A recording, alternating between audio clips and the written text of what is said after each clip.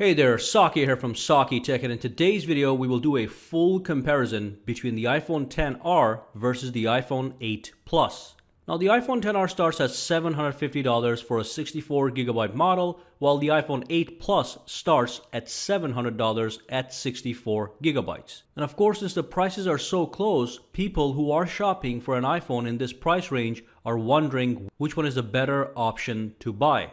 And of course, some people already own the iPhone 8 Plus and they're wondering if they should upgrade to the iPhone XR. So in this video, we will do a full, in-depth, side-by-side comparison and give you a crystal clear answer on which one to buy and why.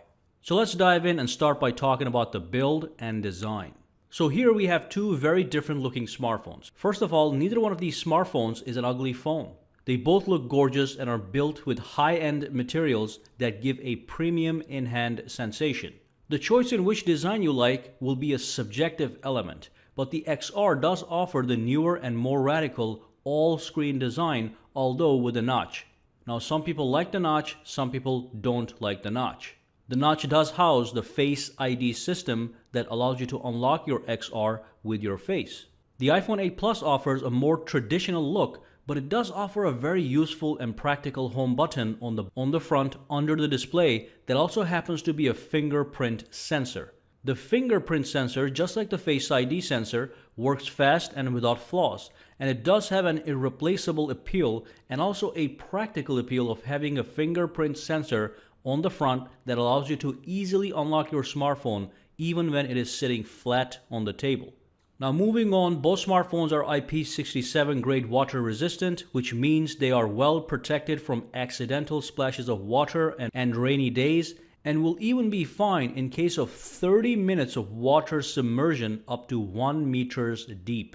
They both also have dual stereo speakers that sound loud and rich. However, the XR does have the newer wide stereo speakers that will offer slightly more louder sound. Neither phone offers a 3.5mm headphone jack, but the 8 Plus does come with a Lightning to 3.5mm adapter, while the XR does not come with this accessory. That's a cost savings for you if you buy the 8 Plus. Now in this category, design will remain a subjective choice, but the XR takes a slight lead due to its louder stereo speakers, but it is in fact a very slight lead since the difference isn't too much. Now let's move on and talk about the processor, memory, and software. So the iPhone XR has an A12 Bionic chip with 3GB of RAM and 64GB of base storage for $750. The iPhone 8 Plus has an A11 Bionic chip with 3GB of RAM and 64GB of base storage for $700. Now if you look at these benchmarks, you will notice that the A11 is still quite a powerful processor with plenty of power to tackle heavy-duty tasks such as editing 4K videos or playing graphically rich games without a hitch. But the A12 is the newer processor, so it has even more power. I doubt most people will be using the A12 at full load more than 1% of the time, so be aware that both phones are quite capable to handle any heavy-duty task you throw at it. And of course, day-to-day use is almost identical with fast and snappy performance on both iPhones, especially because you're also using the same iOS 12 operating system on both. The iPhone 8 Plus does have the pressure-sensitive 3D touch functionality, while the iPhone XR does not, so you will not be able to access certain functions on the XR, such as quick actions when you press on app icons with a certain amount of pressure. Now in this category, the overall lead belongs to the XR due to its stronger processor, but like I said, it's not a big deal since the A11 Bionic is still the second fastest processor on the market. And of course, day-to-day operations are going to be approximately the same on both smartphones. Now let's move on and talk about the dimensions. So the iPhone XR measures 150.9mm in height, 75.7mm wide, and 8.3mm thick. It weighs 194 grams. The iPhone 8 Plus measures 158.4mm tall, 78.1mm wide, and 7.5mm thick. It weighs 202 grams. So the 8 Plus overall is the larger smartphone, but not by a huge margin. Both phones can be handled with one hand, but do require your second hand for maximum usability. Let's move on and talk about the display. So the iPhone XR has a larger 6.1-inch display with a resolution of 1792 by 828 and 326 pixels per inches. The iPhone 8 Plus has a smaller 5.5-inch display, although with a higher 1920 by 1080 resolution and 401 pixels per inches. The verdict on the display is that they're almost equal in quality, almost equal in maximum brightness and color accuracy. But the iPhone 8 Plus certainly has the sharper display. For example, if you look at text carefully, you will definitely notice that the text is going to look sharper on the 8 Plus and a little bit fuzzy on the XR if you pay attention. Remember, the XR has a larger display with a lower resolution, while the 8 Plus has a smaller display with a higher resolution. So of course it will be the sharper display. Neither phone has HDR capability, so in this category the 8 Plus gains a slight lead in display sharpness. Now let's move on and talk about the battery. The iPhone 8 Plus has a battery capacity of 2,961, while the iPhone XR has a battery capacity of 2,942. And although both phones offer impressive battery life, the iPhone XR is going to last approximately 30 minutes to 1 hour longer than the 8 Plus. This slight lead is because the XR has a lower resolution than the 8 Plus, which saves on battery because the XR gets to process less pixels. However, the difference is not that dramatic. 8 Plus is known and proven for solid battery life as well. Expect to receive full battery life with both of these smartphones, with a little bit left over on the XR. But facts are facts, the XR pulls ahead with a slight lead. Let's talk about the camera. So the iPhone 8 Plus has a dual camera system. The primary camera is a wide-angle camera. It is 12 megapixels with f1.8, while the secondary camera is a telephoto camera, also 12 megapixels with f2.8. The XR has a single camera system. It is a 12 megapixel camera with f1.8.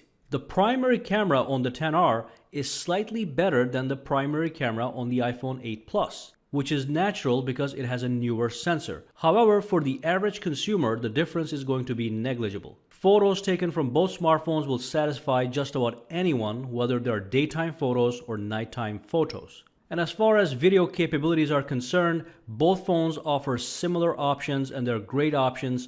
You get to record at 4K at 30 or 60 frames per second, or 1080p at 30 or 60 frames per second.